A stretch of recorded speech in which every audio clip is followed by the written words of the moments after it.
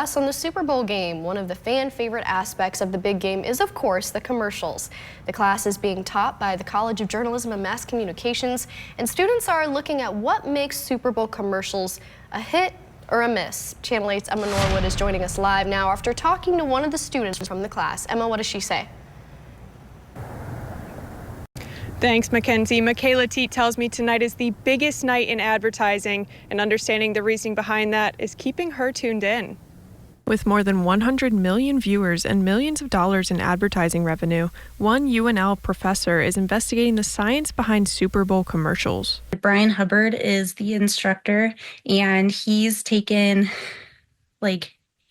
history of the NFL and advertisements and put together these different modules that are organized by the decades. Michaela Teet, a sophomore majoring in advertising and public relations, tells me ads do more than just push a product. I think that it's really cool to get an idea of current trends and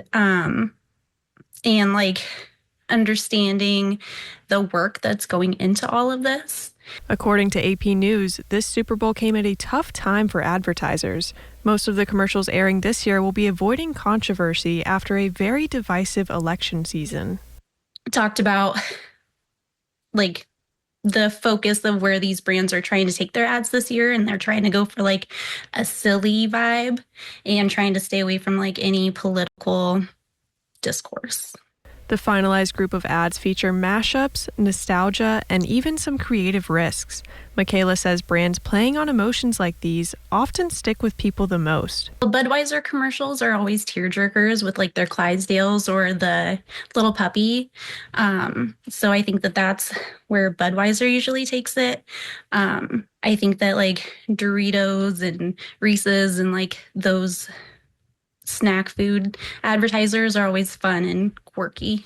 From the use of celebrities to the huge budgets, Super Bowl TV makes for a night of fun, but also great learning opportunities for students like Michaela. So I think that as an advertising public relations major, looking at the history of advertisements and how they're using them now, the production that goes into it, and learning from history is going to be beneficial to my future.